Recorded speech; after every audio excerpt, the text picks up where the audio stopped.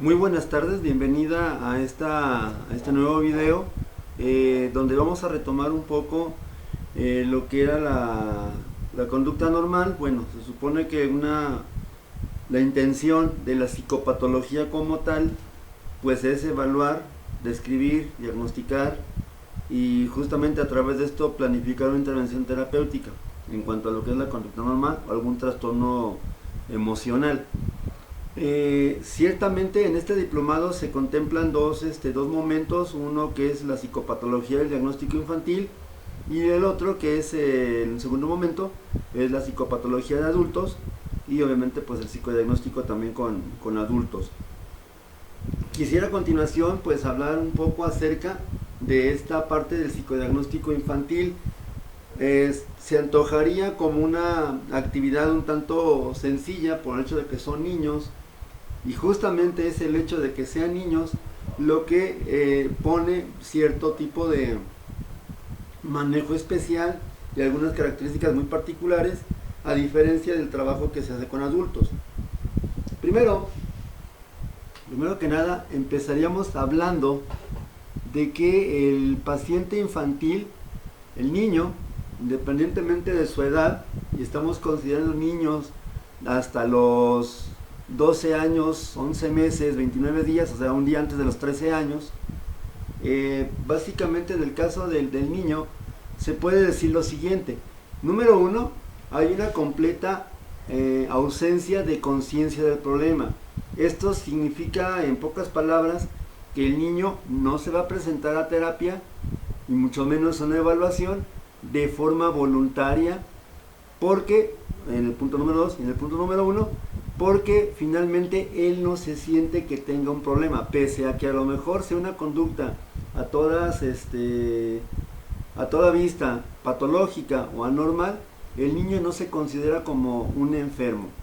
Y justamente esto va a repercutir en el punto número 3 en cuanto a que en el caso de los pacientes infantiles, al principio no suele haber una disposición muy alta a lo que es el tratamiento psicológico, y pues esto incluye también lo que es la evaluación. Ahora, esto significa, bueno, que, ok, no hay esa característica de conciencia del problema ni hay voluntad. Pero esto no quiere decir que no se pueda trabajar con el niño. Va a ser una actividad fundamental tanto del diagnosticador como del psicoterapeuta, pues ganarse la confianza del niño, pues a través de fomentar el rapport, fomentar la empatía, que finalmente es una situación que tiene que prevalecer en cualquier proceso de evaluación psicológica y también en cualquier proceso de psicoterapia. En ese sentido, el clínico, el evaluador o el psicoterapeuta pues tienen que, como decía, ganarse la confianza del niño. Número uno, no enjuiciándolo independientemente de lo absurdo que puedan ser sus síntomas o la causa que generan sus síntomas, pues el niño como tal merece un respeto. Parte de este respeto incluye también respetar justamente la confidencialidad. De hecho, este tema de la confidencialidad pues es un tanto delicado porque justamente el niño también tiene derecho, al igual que el paciente adulto, a que el terapeuta o el evaluador pues guarde el secreto profesional de todo aquello que se diga dentro de lo que es las entrevistas iniciales o la psicoterapia. Este deber profesional pues tiene un sustento en lo que es el código ético del psicólogo mexicano, y también tiene digamos, excepción muy notoria. Esta confidencialidad se puede vulnerar cuando, con una cierta certeza razonable, posiblemente acompañado de pruebas, de resultados de pruebas diagnósticas, de observación personal, clínica, y de las mismas entrevistas que se ha tenido con el niño, el evaluador o el diagnosticador determinan que hay una amenaza real al niño por algún agente externo. Concretamente estamos hablando en este momento acerca de lo que pudiera ser el abuso sexual o los atentados al pudor. Generalmente o incluso pues la conducta agresiva, o ser víctima de conducta agresiva, o el famoso bullying. En cualquiera de estos casos, muchas veces los padres tienen una ceguera pues poco conveniente y a veces no se dan cuenta de muchas cosas que le pasan al niño que bien pudieran explicar la mayoría de las veces la génesis del trastorno. En ese sentido, solamente en esta situación se puede vulnerar la confidencialidad y pues en ese sentido tomar cartas en el asunto, notificando en un primer momento a los padres de familia. Si por ejemplo son los mismos padres de familia o uno de los dos quienes ejercen digamos la conducta violenta al niño, o de repente son los que están atentando contra su integridad sexual, pues entonces se tendría la opción de dar aviso a alguna autoridad competente, a un supervisor del propio terapeuta o algún familiar adicional al paciente. Obviamente cuando esto pasa de esta manera, el clínico puede ser llamado a dar un testimonio y pues está obligado legalmente por el Código de Ética y por las leyes a presentarse ante la corte, ante las instancias correspondientes para brindar ese testimonio experto. Insisto, tiene que haber un grado de certeza razonable, aun cuando el niño diga es que me están molestando, me están violando, me están tocando, toqueteando o me están agrediendo en la escuela, tiene que haber algún tipo de evidencia. Esta parte pues es lamentablemente la más difícil del trabajo con niños, ya que pues el niño por su situación de indefensión, por su edad, por su grado de desarrollo madurativo, pues suele ser blanco muchas veces de conducta violenta, de conducta sexual hostil. A veces son los padres de familia los que, por ejemplo, pues no, ¿cómo decirlo? No creen que el niño sea víctima de un abuso sexual o de violencia por parte de un familiar. Lamentablemente muchas veces cuando esto se llega a presentar y se le notifica a los padres tienden a rechazar con mucho vigorosamente esa información y lamentablemente tienden a culpabilizar al niño de lo que está pasando. Y en ese tipo de circunstancias, la conducta más frecuentemente presentada en ese contexto, en esa situación, es la deserción completa de los servicios profesionales, aclarando el punto que ahí termina la labor del psicólogo, ahí termina la labor del diagnosticador, ya que no se puede hacer nada más, porque finalmente quien ejerce la patria potestad es quien tendría que hacerse cargo y hacerse responsable de todo aquello que le acontezca al niño. Eso sería una primera serie de consideraciones. Ahora, ¿para qué realizar una evaluación diagnóstica, aplicar una serie de pruebas psicológicas o una serie de entrevistas? Eso nos remonta a la necesidad de plantearnos un objetivo en lo que es la práctica psicológica clínica infantil. En ese sentido, se maneja que la evaluación del niño en su ambiente familiar y escolar se usa para determinar las posibles causas que bien pueden presentar la aparición de una alteración o de repente hacer que ésta se prolongue más de la cuenta o se mantenga por lo menos. Y en este caso, una vez que el clínico se da cuenta de los factores etiológicos que posiblemente provocan una alteración o un trastorno, pues se deberán de tomar justamente las medidas necesarias, ya sea por el trabajo terapéutico o la canalización a alguna instancia de intervención, justamente para intentar eliminar la presencia de esa patología o de esa situación que al niño pues le genera un perjuicio más que un beneficio. En ese sentido, también lo que es el diagnóstico infantil puede bien servir para realizar intervención de tipo preventivo, sobre todo cuando se orienta a los padres de familia sobre algún padecimiento específico. ¿Sí? En ese sentido, entonces, tenemos que entender que la psicología clínica infantil, quienes nos dedicamos en algún momento dado a esto, pues terminamos haciendo terapia infantil, terapia individual para adultos, terapia de pareja y muchas veces terapia familiar. Lamentablemente muchas veces cuando se le plantea a los padres de familia que pues requieren una intervención también ellos, pues a veces se presentan resistencias, a veces se deserta, a veces de repente pues lo único que quieren es que el niño se cure milagrosamente, como si fuera un aparato descompuesto, que los convertimos en algo así como reparadores, y pues esto no es así. En realidad este trabajo con los niños pues es bastante desafiante, porque justamente pone a prueba todas las capacidades que tenga un evaluador o un psicoterapeuta infantil para manejar prudentemente la situación sin que tampoco los padres sean omitidos o sean excluidos de estas decisiones que se deben tomar en beneficio del niño. Ese sería pues el objetivo de la intervención clínica infantil. También tendremos que considerar, ya entrando un poco más de lleno en la materia, que es lo que es el psicodiagnóstico, bueno, la psicopatología, perdón, pues tenemos que entender varias cosas. Número uno, existen algunos factores que potencialmente van a generar patología por su sola presencia. Cuando hablamos del término psicopatógenos, significa básicamente esto, ¿no? Una condición psicológica de tipo enfermiza. Uno de los factores, digámoslo así, predisponentes o que disparan una conducta extravagante, una conducta anormal o un trastorno, muchas veces puede ser la propia edad del niño. Sobre todo pensando posiblemente en este caso como un ejemplo muy de la mano, muy obvio, el cambio, la transición de un niño a la adolescencia. Posiblemente aquí en este tipo de situaciones no significa que el ser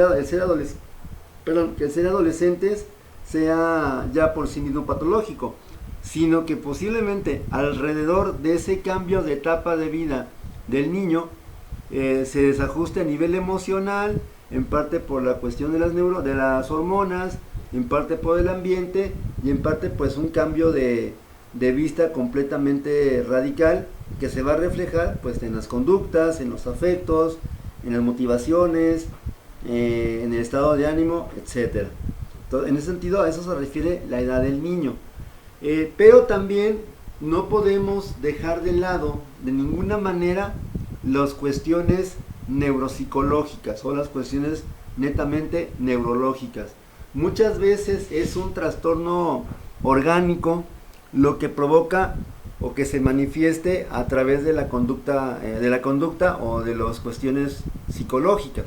Es decir, si el niño tiene un trastorno, ya sea por una lesión, una infestación, un traumatismo, lógicamente se va a ver afectada su conducta dramáticamente. Y en este caso, pues es también labor del terapeuta y del evaluador pues tener los recursos necesarios, obviamente para poder canalizar, siempre y cuando la canalización se haga con alguien que sea competente y obviamente yo sienta bajo mi criterio clínico que la situación me rebasa mis posibilidades. Aquí esto pues implica principalmente que el terapeuta o el evaluador pues también tenga la suficiente madurez emocional para decir que él no puede o que no sabe qué hacer, ¿sí? O que simple y llanamente el caso cae fuera de sus propias competencias. También tendríamos que hablar de lo que es la personalidad premórbida. Cuando hablamos de personalidad premórbida, nos estamos refiriendo a rasgos psicológicos o rasgos de personalidad que desde antes ya venían manifestándose de una forma anormal. Un ejemplo para intentar entender esto de la personalidad premórbida lo podemos encontrar en el trastorno antisocial de personalidad. Este trastorno, que es exclusivamente para adultos, ningún niño puede ser diagnosticado, o adolescente puede ser diagnosticado con trastorno antisocial de personalidad, es a partir de los 21 años o de la mayoría de edad. En este caso, el antecedente inmediato a nivel de personalidad suele ser el trastorno de conducta, el trastorno de conducta o el trastorno explosivo intermitente. También, remontándonos un poco más hacia el pasado, vemos que estos niños generalmente fueron o tuvieron rasgos negativistas desafiantes. Básicamente esta personalidad negativista desafiante se va a manifestar por una franca y directa oposición a cualquier tipo de regla o a cualquier tipo de, digamos, de, ¿cómo se llama? De autoridad que tenga un adulto, generalmente solamente en un contexto, ya sea el familiar o el escolar, no los dos, y esto básicamente va a ser un intento de rebeldía. Estos niños con trastorno de personalidad, trastorno negativista desafiante, pues básicamente son los niños que a todos dicen que no. A cierta edad, esta condición pues es completamente esperable y completamente normal, pero estamos que a esta edad se refiere a los 4 y 5, entre 4 y 6 años aproximadamente. Ya un niño de 7, 8, 10 u 11 años que presenta un problema negativista desafiante, querrá decir que se quedó fijado o atorado en esa etapa concreta de lo que pasó en su vida en ese momento. Por eso es necesario pues también identificar justamente los rasgos de personalidad que tuvo el niño o que tiene el niño antes de la aparición del trastorno. Y esto solamente va a ser posible a través de la elaboración pues de una correcta entrevista clínica con fines diagnósticos.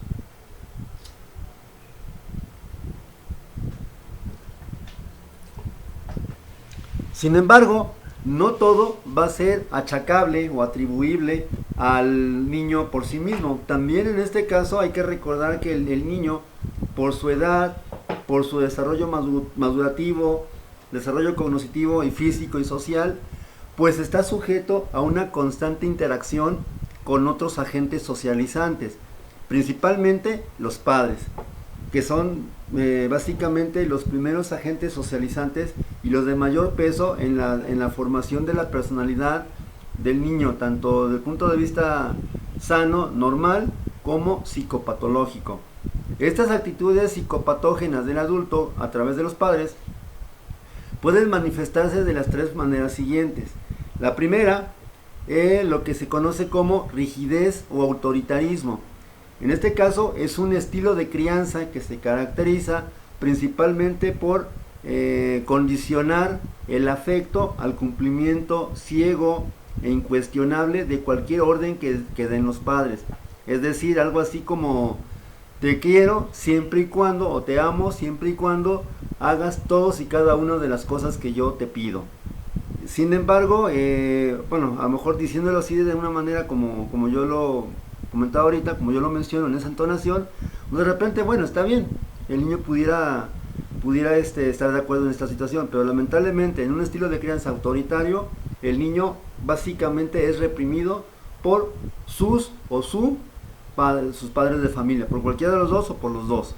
Lamentablemente cuando se presentan los casos de que son los dos padres de familia los que ejercen el estilo autoritario, pues el niño básicamente se siente como completamente rebasado, completamente pues intimidado por quienes se supone deberían de garantizarle una tranquilidad afectiva, una estabilidad emocional, ¿sí? Esto sería lo que es el estilo de crianza rígido autoritaria. Tenemos otro patrón de estilos de crianza que se llama permisividad. En este caso, o sobreindulgencia también, en este caso se le puede describir o caracterizar básicamente por el exceso de el afecto, pero completamente y sin ningún tipo de autoridad que compense ese afecto. Es decir, en el anterior caso la rigidez era te amo, pero siempre y cuando digas y hagas y pienses como yo te digo que digas y hagas y pienses. En este caso, en la permisividad, te amo y ya, no me importa nada tuyo, ¿sí? Pero te amo. Suena un tanto raro decirlo de esta manera, porque pues, se pudiera pensar que, bueno, ok, entonces es una aceptación incondicional. No lo es, no nos dejemos engañar por esa aparente inocente máscara de incondicionalidad. Básicamente es, sí te quiero, te compro las cosas que te hacen falta, pero no te exijo absolutamente nada, ni a nivel escolar, a nivel académico, ni a nivel conductual, ni a nivel de respeto, ¿sí? Es decir, básicamente al niño se le permite casi cualquier cosa que haga. Y no va a recibir o no va a experimentar por parte de los padres o de los tutores legales ningún tipo de reprimenda cuando se percibe una violación de las normas establecidas. Pudiéramos decir que este tipo de estilos de crianza forman los típicos niños emperadores, que básicamente están al servicio, bueno, más bien los padres están al servicio de los niños, de los hijos, ¿sí? Estos niños básicamente van a crecer entonces con un enorme complejo de superioridad, donde pues el niño va a creer que el mundo pues gira alrededor de él. Si a esto le sumamos pues de repente unas características del pensamiento a lo mejor no todavía maduros, pues de repente el niño se siente básicamente como el dueño del mundo. Y lo malo de esto es que no va a hacerse responsable de sus propias conductas, sobre todo cuando dañen a un tercero. Un ejemplo muy sencillo: supongamos que el niño jugando fútbol en la calle o en el patio de la casa rompe un vidrio, el vidrio de la ventana de un vecino. Padres permisivos básicamente no van a hacer o no van a pedirle al niño que mínimo se disculpe, y mucho menos que ayude a reparar el daño. Si lo hicieran, el niño básicamente entraría en crisis, ¿sí? Porque se le está contraviniendo en sus deseos y en su voluntad.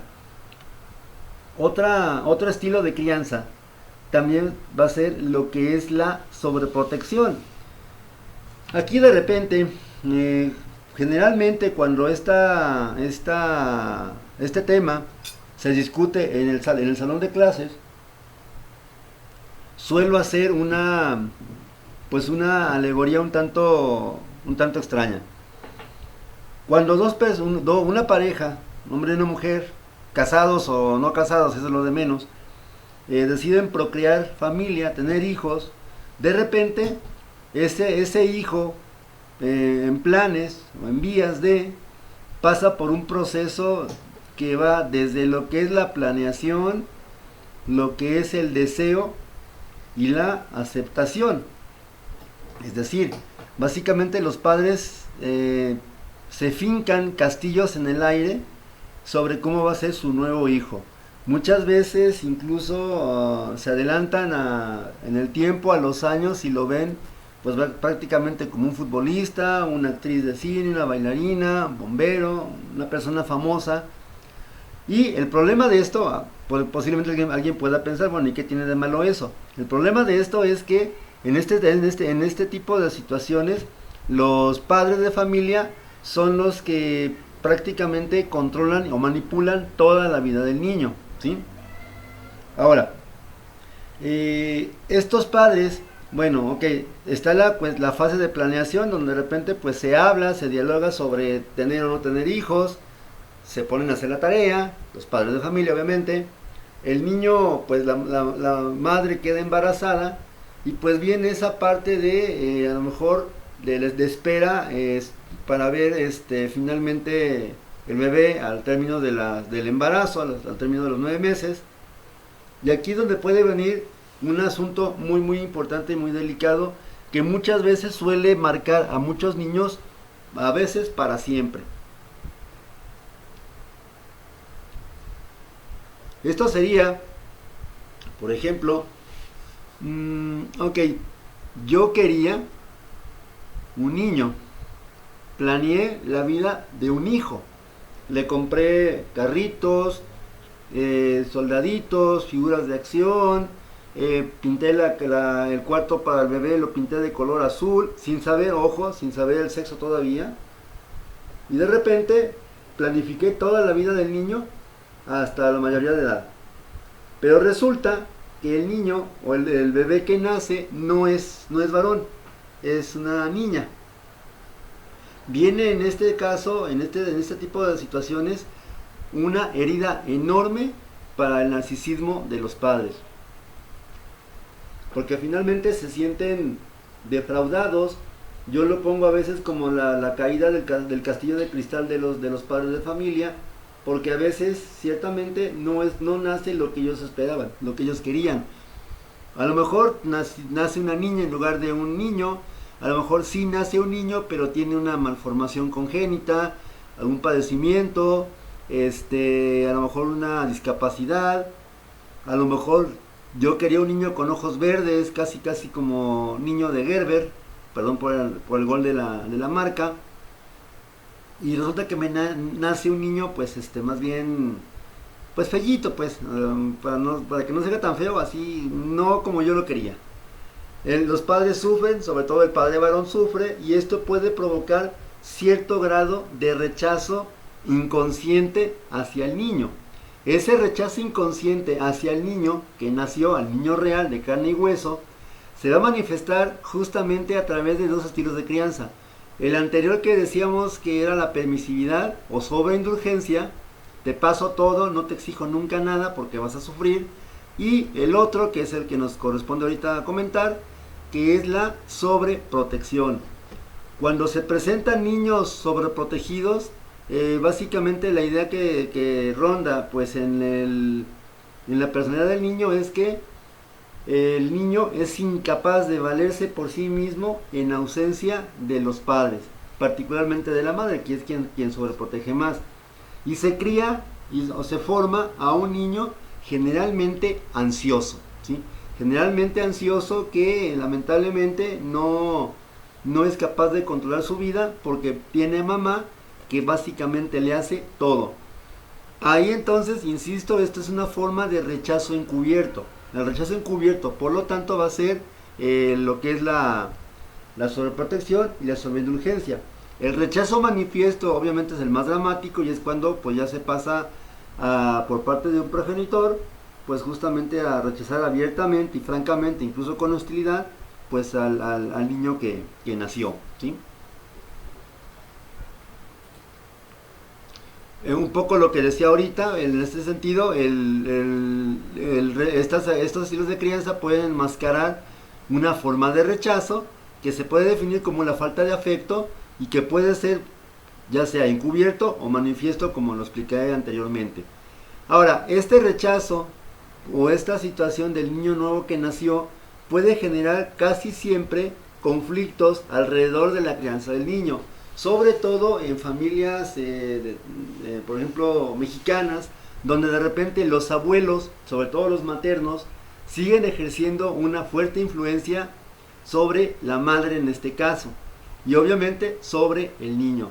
Muchas veces se le carga la mano a los abuelitos, que ya a lo mejor ya tienen pues sus años, ya están entrados en años, ya no es la misma fortaleza física, y justamente dicen por ahí que bueno, los abuelos tienen como la función de apapachar, la madre, los padres tienen la función de corregir y guiar. Lamentablemente a veces esta discrepancia en los roles va a provocar conflictos que van desde lo muy leve hasta una franca inconformidad por uno de los dos padres en contra de los padres de la otra parte de la pareja, ¿sí? Este rechazo, pues como ya lo decíamos, el rechazo encubierto pues es muy sutil, se enmascara fácilmente en la sobreprotección o la sobreindulgencia, pero también tenemos el rechazo manifiesto, que como lo comentaba también hace un momento, pues puede asumir la forma de maltrato físico, maltrato psicológico o ambos.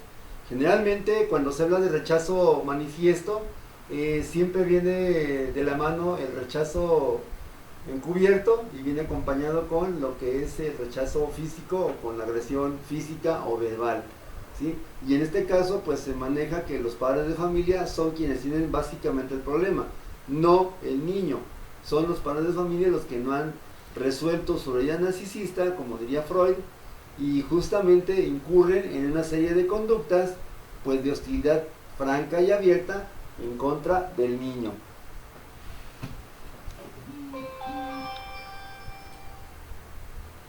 Otra forma de manifestar pues también las actitudes psicopatógenas en los adultos va a ser algo que a lo mejor es muy frecuentemente posible que se presente en familias donde a lo mejor habitan los padres y a veces los abuelos, y son básicamente las conductas culpabilizantes, donde Por ejemplo, hablando de conductas culpabilizantes, la madre culpa al hijo de un montón de cosas, entre ellas, ok, por ti dejé de estudiar, por ti no pude trabajar, por ti perdí mi figura, por ti dejé de ser bella, de una forma subjetiva, y básicamente se encargan de echarle la culpa al niño por algo que pues él obviamente no fue responsable de ninguna manera.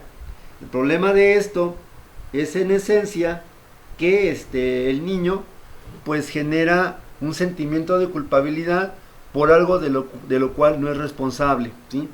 Y esto pues puede adquirir formas desde el simple chantaje de que mira cómo me tienes, hasta pues incluso en casos muy graves la situación de generar una depresión infantil en el caso de los niños, ¿sí? En otra situación, otra orden de ideas, también lamentablemente esta misma situación de la coexistencia de dos figuras, de cuatro figuras de autoridad, o sea, los dos padres y los dos abuelos, ya sea el abuelo paterno o materno o por por cualquier lado, puede incurrirse en una inconsistencia en el manejo de la disciplina. En este momento tendría que recordarle más bien, Guille, tendría que recordar justamente que una labor fundamental de los padres responsables hacia los hijos es la formación de pautas de conducta, de hábitos saludables y a través del manejo consistente de la disciplina. Si de repente papá dice una cosa y abuela, paterno o materna, dicen otra cosa contraria, de repente el niño no haya a quien hacerle caso y lógicamente el niño, pues como cualquier niño, se va a hacer para el lado que sea más flexible, más relajado o menos coercitivo o castrante, ¿sí? Hay cosas que por ejemplo no se negocian y una de ellas es la disciplina, el manejo de la disciplina completamente a cargo de lo que son los padres de familia. En este caso los abuelos, independientemente de lo mucho que valoren o amen a los nietos, pues ellos ya cumplieron con su parte en el ciclo familiar. Número uno, no tendrían por qué estar a lo mejor cuidando otra vez a un niño. En México es muy común esta parte de dejar a nuestros hijos con los abuelos, es algo muy común, no se puede evitar porque es una cuestión cultural, pero sí, sí viene esta parte tan importante de que ok, explicarle, especificarle, ahora sí como dicen, leerle la cartilla a los abuelos sobre lo que puede y no puede hacer el niño. Y obviamente todo esto funciona bien cuando hay una sinergia, cuando hay una buena relación entre los abuelos y los padres, y esto se va a manifestar justamente en la disciplina el manejo de la disciplina que hacen los abuelos sobre los nietos. Otra conducta que también o actitud que puede generar patología en un infante va a ser la presencia de conductas de complacencia y o estimulación inconsciente de conductas patológicas o sociopáticas en los niños. De repente es el clásico padre de familia que es llamado a lo mejor a dirección porque el niño peleó con alguien y en lugar de censurar, en lugar de llamar la atención o castigar incluso, de alguna forma inconsciente tiende como a orgullecerse o a vanagloriarse de lo que hizo el niño. De repente, bueno, ¿y qué hiciste? No, pues es que su hijo le pegó a fulanito de tal, lo descontó de un trancazo, de un solo golpe lo tiró al suelo y lo dejó pues mal. De repente aquí pues a lo mejor el padre pues ya, caray, como todo un campeón, ¿no? O sea, un buen derechazo, un buen gancho al hígado, ¿no? Hablando pues de boxeo. En ese tipo de ejemplo, pues aquí vemos que justamente el padre, en lugar de castigarlo, pues insisto, lo está siendo complaciente o condescendiente con esa conducta que es a todas luces, pues completamente inadecuada, inapropiada en el contexto escolar o en cualquier contexto en lo general. Otras veces, partiendo desde una premisa que a lo mejor ya conoce por su formación en pedagogía, la teoría del aprendizaje social, Bandura nos hablaba justamente de la importancia que tienen la existencia del modelo para la propia autorregulación del niño. En este caso, los hijos prácticamente, como se dice coloquialmente, son como esponjas que absorben todo de los padres. Lo bueno, pero también, o sea, lo malo, pero también lo bueno, pues finalmente.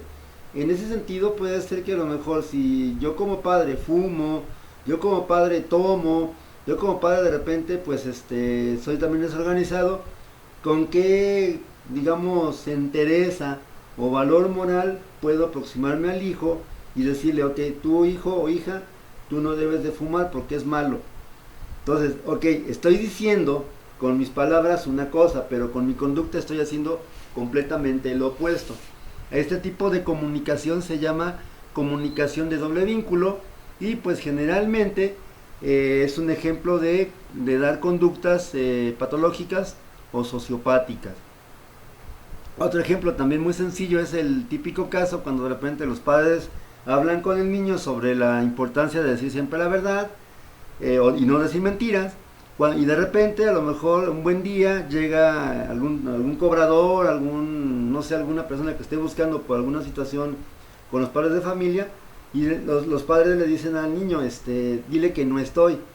Digo, aparte pues de la típica pues quemada que se dan los padres porque dice mi papá que no está, esto lamentablemente pues también es dar un modelo de una conducta que originalmente yo la censuré o la reprobé, desde fuertemente hasta muy sutilmente, pero que finalmente yo la censuré. Entonces por ahí básicamente pues estoy dando un mal ejemplo, ¿no? En pocas palabras.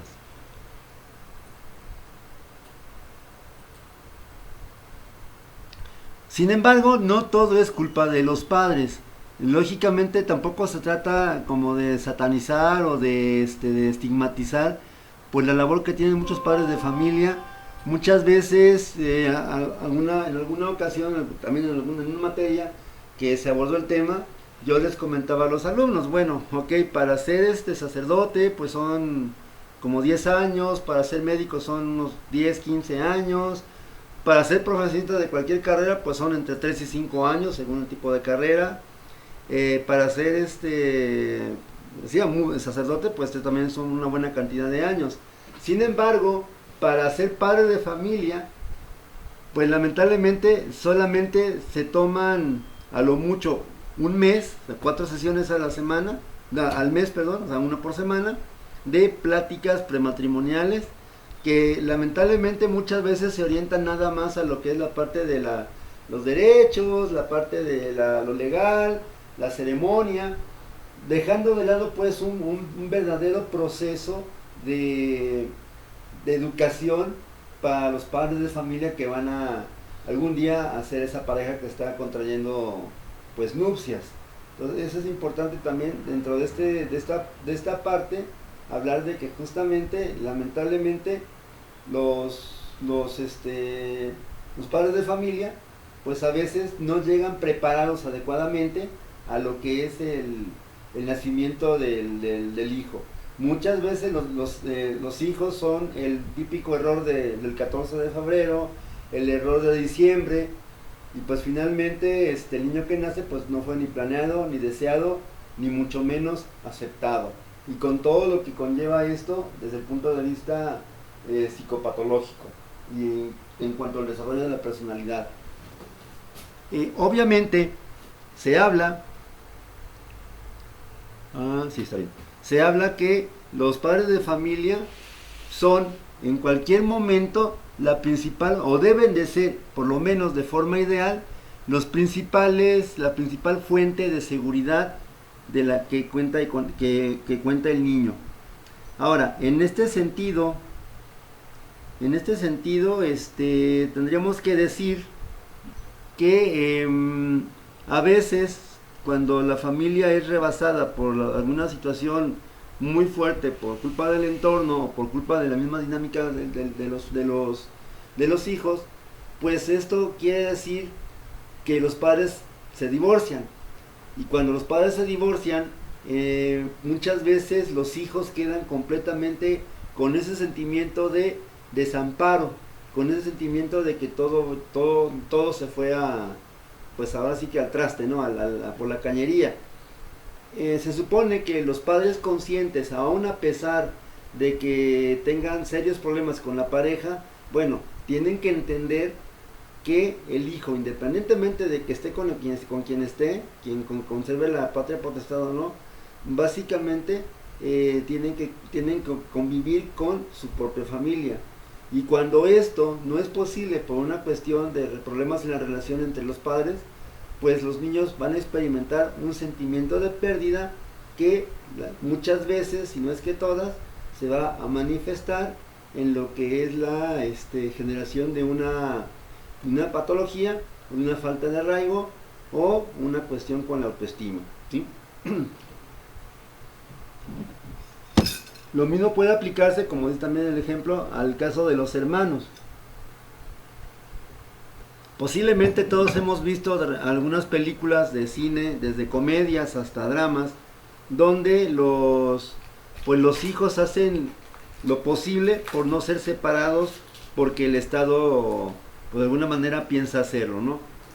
En ese sentido, pues también los hermanos suelen ser una fuente muy importante de seguridad y de estabilidad emocional para los niños. Ahora, cuando lamentablemente el niño tiene que ser canalizado a una institución, un orfanatorio por ejemplo, puede presentarse, y de hecho se presenta sobre todo en los primeros días, incluso meses de estancia en el orfanatorio, lo que se conoce como síndrome del institucionalismo, donde el niño prácticamente está alejado de su fuente de seguridad. Al principio hay una oposición franca y violenta, después poco a poco el niño cae en lo que se llama depresión anaclíptica, que básicamente es el dolor de la pérdida de la fuente original de placer, que en este caso es la madre, y que se puede extender también a los hermanos y al padre varón. En esta síndrome del institucionalismo básicamente se describe niños poco reactivos a estímulos emocionales fuertes, de repente con problemas de conducta, problemas de adaptación, a veces tienen problemas con el control de esfínteres, problemas académicos en lo general y obviamente pues problemas emocionales, ¿no? Dentro de ellos puede haber depresión, como lo comentaba ahorita, o algún trastorno en autoestima. Sin embargo, también va a ser importante no nada más darle una seguridad al hijo, sino también pues de alguna manera parte de esa labor de los padres, que es fomentar conductas adecuadas, conductas socialmente aceptadas, modelos a seguir en cuanto a valores. También va a ser necesario que los adultos, los padres de familia o tutores legales, quienes ejercen la patria potestad, pues permitan el contacto del niño con su entorno cultural, ¿sí? Hacia 1970, más o menos, en esa década, ya hace algunos añitos, muchos por cierto, hubo una película basada en un caso real que pasó en la Ciudad de México desde entonces. La película se llama El Castillo de la Pureza. Sí me gustaría, Guille, que tuviera la oportunidad de buscar esa película en internet. Creo que está en YouTube. Nada más sí tendría que ponerle la bocina a la compu, porque de repente el audio sí está un poquito bajito, está mal grabado obviamente. Y habla de justamente una familia que se aísla dentro de su propio contexto cultural. Es decir, es una familia que básicamente no tiene ningún tipo de contacto con el mundo exterior. El único que puede salir a trabajar y también a darse sus gustitos es el padre de familia. Esta situación justamente se puede considerar como una forma de deprivación cultural. Se le niega el acceso a los niños, a los hijos, del contacto con la cultura. Por ejemplo, hace ya bastantes añitos, si alguien recuerda a Heidi, la niña de la montaña, pues básicamente también era una cuestión de deprivación cultural. Ciertamente fue un cómic, un anime, una historia japonesa que hablaba de una niña huérfana que se crió con su abuelo montés en una montaña, creo que fue en Ginebra, en Suiza, algo así. De repente pues la niña vivía sin ningún tipo de instrucción, el abuelo es el que le enseñaba a leer y a escribir, aunque no lo hizo bien. Y finalmente, pues cuando el abuelo se dan cuenta en el pueblo que la niña pues ya está creciendo y que tiene que ser separada del abuelo para que tenga contacto con la sociedad, pues deciden mandarla con una institutriz a Alemania, que era justamente, me acuerdo que era la señorita Rottenmeier, que era el papel de la madrastra mala, ¿no? Finalmente es una historia de dibujos animados, un cómic bastante melodramático por cierto, pero sí refleja un poco esto de la deprivación cultural. Es decir, se le niega a los niños el acceso a su cultura propia, no digamos a una cultura ajena. Ahora, aquí tendríamos que ver algo muy importante. Una es la deprivación cultural y otra cosa es el aislamiento cultural o una subcultura dentro de una cultura mayor. Hay ciertos grupos, asentamientos humanos que tienen sus propios valores culturales, sus propias tradiciones y costumbres y se llaman culturas cerradas. Se me puede ocurrir en este momento el ejemplo de los menonitas. Es una parte de la población mexicana que ellos son mexicanos de nacimiento porque aquí nacieron, aunque sus padres originalmente pueden ser de otro país. Creo que son de allá de lo que es los Países Bajos.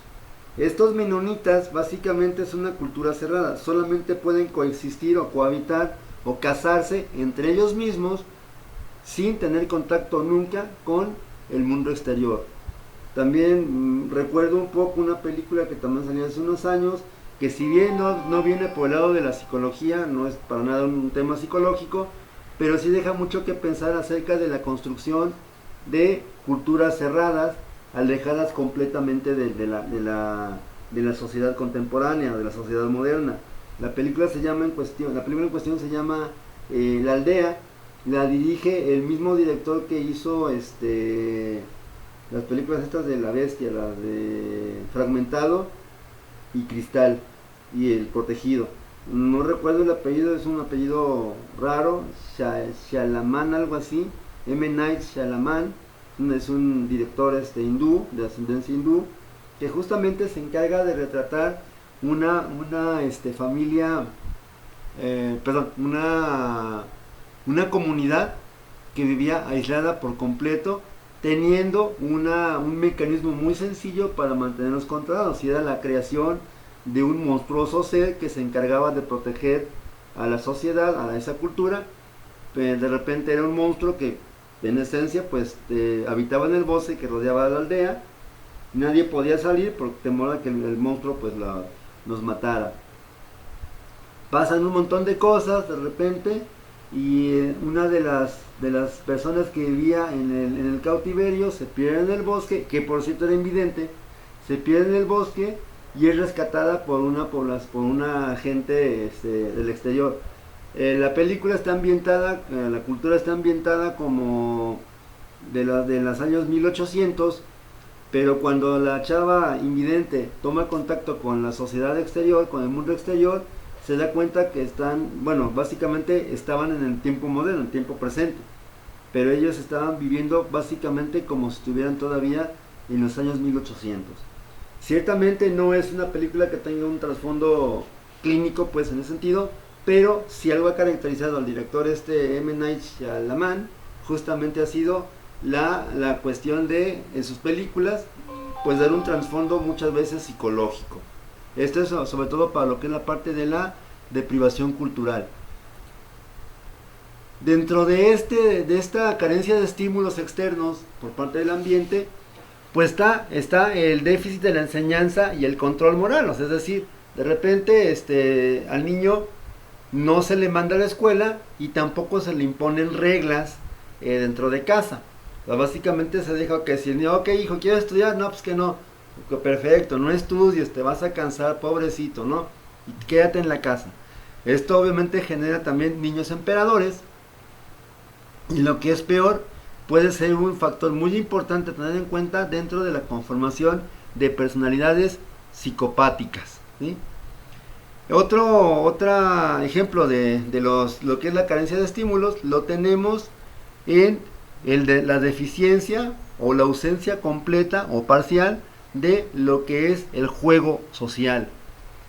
Una de las principales actividades que tiene el menor de edad siempre va a ser el juego. De hecho, el juego es importantísimo porque a través del juego el niño manifiesta lo que no quiere hablar o lo que no puede hablar. Es decir, es la forma de comunicarse muchas veces con un terapeuta o con un evaluador. Hay niños que de repente carecen por completo de cualquier tipo de juego, ¿sí? Hay niños que de repente tienen juego violento, pero eso sería otra situación. En el caso de la ludopatía, es un juego completamente ausente o mínimo o inadecuado por lo menos. Y esto básicamente alguna vez señalé en otro momento, en una materia, pues en la escuela, señalé que esto puede provocar la aparición de trastornos antisociales o de una fuerte explosión emocional bajo situaciones de estrés, ¿sí?, a los que se ve sometido el menor en cuestión. También tendríamos aquí que hablar un poco acerca de, bueno, una cosa es que, por ejemplo, los padres de familia hayan abandonado, o el padre de familia haya abandonado a la mamá y por lo tanto al niño. Y otra cosa es que, ok, estando separados los padres, de repente, a lo mejor, y que acabaron en buena, digamos, en buenos términos, de repente la madre niegue el permiso o esté en desacuerdo en permitir que el niño o la niña socialice con su padre, ¿sí? Esa sería una manifestación de esto. La otra es, ok, a lo mejor es un poco más grave que esta que acabo de decir. La otra es que estando el padre físicamente presente como si no estuviera, es decir, está físicamente presente, pero emocionalmente está completamente ausente, ¿sí? Un polo opuesto que merece también un poco un comentario es lo contrario, es decir, el padre está emocionalmente muy presente, pero físicamente pues no está con los hijos o con la familia, ¿sí? También puede darse el caso de esto y finalmente también va a generar una patología en concreto, o puede también afectar el desarrollo psicosocial sano y adecuado de los niños. Otro factor que generalmente también va a ser importante a conocerlo va a ser el exceso de exigencias que rayan en lo ridículo muchas veces, porque sobre todo exceden lo que es la edad madurativa o mental del niño, ¿sí? De repente a lo mejor al niño le exijo que sea 10, que saque 10 siempre. Digo, de repente un 9 pues ya es bueno, ¿no? Pero de repente los padres de familia a veces fomentan en el hijo la idea de que lo bueno es el 10, lo mediocre 9.9 para abajo, ¿sí? Entonces básicamente o eres de 10 o eres de 10, ¿sí? Si no sacas esa calificación que yo te estoy diciendo, que estoy imponiendo, pues por lo tanto no me mereces, o no mereces que yo sea tu padre, ¿sí? Es el problema con esto de las exigencias superiores. Otro problema que tiene que ver con esta situación va a ser algo muy común que se ve ya también en nuestros días, lo que son los niños hipermaduros. Son niños que a lo mejor por su edad madurativa, pues de repente no deben de estar controlando a los hermanitos más chiquitos. Lamentablemente esto es muy frecuente, sobre todo en familias donde los padres tienen que salir a trabajar y dejan muchas veces a la hermanita de 8 años al cargo de sus hermanitos que son más chiquitos.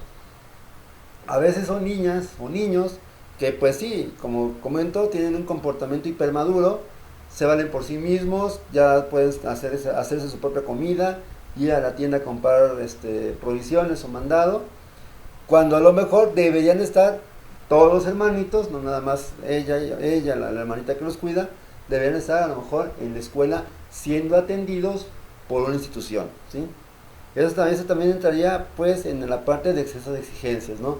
O también simple y llanamente una exigencia completamente irreal o poco realista sobre a lo mejor el desempeño del niño en algún campo. De repente a lo mejor los hijos, sobre todo en el caso de los varones, de que de repente el papá que es entrenador, pues les exige al 100% o al doble, ¿no? Y si se equivocan, aunque sea mínimo, de repente la reprimenda es muy fuerte, o también de repente la violación de su autoestima, ¿sí? Esas exigencias. Bueno, a continuación, para finalizar esta primera intervención, describiríamos, a ver, permítame, sí, describiríamos algunos acontecimientos que pasan dentro del ciclo de vida que también potencialmente pueden generar psicopatología que no están en ninguna de las agrupaciones anteriores. Por ejemplo, el ingreso al hospital o cualquier tipo de intervención quirúrgica siempre va a generar ansiedad y aparte dolor. ¿Por qué? Porque independientemente de la razón por la cual se dé la intervención psicopatológica o el internamiento, de repente pues el niño va a ser separado, aunque sea momentáneamente, de las fuentes de apoyo. Por eso es importante hablar de esta ¿cómo se llama? De este acontecimiento vital, como lo puede ser el ingreso a un hospital. Otro va a ser pues el surgimiento de factores estresantes muy fuertes y generalmente pues atribuidos a cuestiones de la naturaleza, ¿no? Sismos, terremotos, incendios, heladas, inundaciones, donde de repente pues el hogar es correcto, o por lo menos en teoría lo es, el niño pues estaba estable en lo que cabe, sin embargo se presenta un desastre natural y se obliga al niño pues a valerse por sí mismo y a sobrevivir a una costa pues de mi propia integridad física o de su integridad física. Algo más común pues tiene que ver con los accidentes de cualquier naturaleza y en lo general pues la muerte de algún familiar. En este apartado de la muerte de un familiar pues sí sería necesario permitir que el niño, bueno, no tanto que se le permita ver el cadáver del familiar, sobre todo cuando fue un familiar cercano, simplemente decir que está dormido, aunque no por ello quiere decir que al niño de 12 años ya le puedo decir es que está dormido o darle un juguete o que me den un juguete para yo aplacarme. En ese sentido es importante hablar de que los niños que experimentan una pérdida de algún familiar tienen que tener esa ayuda necesaria para poder cerrar ciclos de la experiencia, porque obviamente como el progenitor murió, pues deja un hueco emocional, que de aquí a que se acostumbre o se logre hacer una intervención un poco más razonable, pues ya se verá este caso en concreto. Otro que no es para nada dramático, en lo general casi siempre es una buena noticia para muchas familias, pero para algunos niños puede generar el acabose literal, sin ser exagerado. Es decir, el niño experimenta por el nacimiento de un hermano una situación de ansiedad, rechazo, ira, que se manifiestan posiblemente en la asunción de conductas pues que van desde ¿cómo se llama? Vamos, en conductas que van a lo mejor en lo lamentablemente de rechazo hacia el niño. Una anécdota personal, por ejemplo, cuando nace mi segundo nieto, mi nieta, pues mi nieto, el primero, pues tenía, ¿qué? 3 años y medio, casi los 4, ya había cumplido los 4, los acaba de cumplir. Cuando nace, pues obviamente, digo, sí se habló mucho con él, sí esperaba con cariño, pues, o con ansiedad, pues, y ya va a llegar mi hermanita, y ahora sí ya, y ya mero.